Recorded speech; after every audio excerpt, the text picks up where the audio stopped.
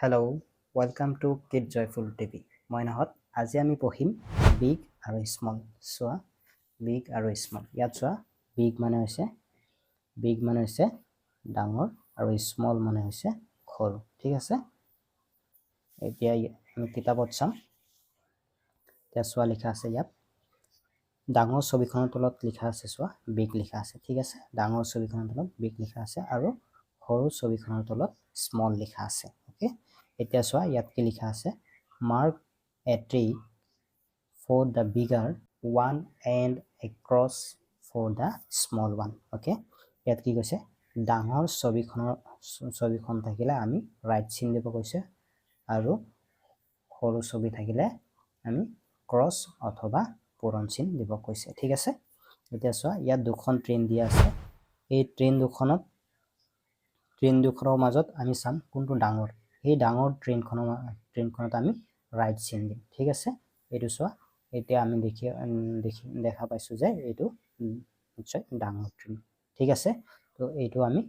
right চিন দিব লাগিব আৰু এইটো সৰু ট্ৰেইন গতিকে ইয়াত আমি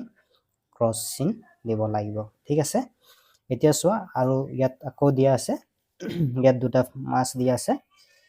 এই মাছ দুখনত আমি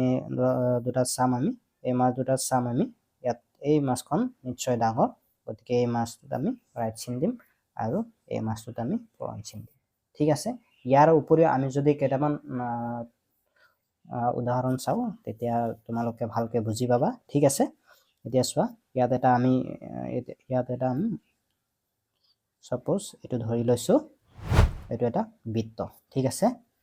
এইটো এটা বৃত্ত অথবা সার্কেল ইয়াত যদি মই আৰু এটা বৃত্ত আঁকিলো এটো চোৱা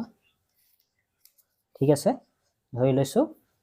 দুটা বৃত্ত এই দুটা বৃত্তৰ ভিতৰত চোৱা এই বৃত্তটো ডাঙৰ হয় না এই বৃত্তটো ডাঙৰ গতিকে ইয়াত আমি কি চিন দিম ৰাইট চিন দিম আৰু নিশ্চয় এই বৃত্তখন সৰু গতিকে ইয়াত আমি পূৰণ চিন দিম ঠিক আছে নিশ্চয় বুজি পাইছা এতিয়া ডাঙৰ আৰু স্মলৰ মাজত যোনটো পাৰ্থক্য আছে নিশ্চয় তোমালোকে বুজি পাইছা ঠিক আছে থ্যাংক ইউ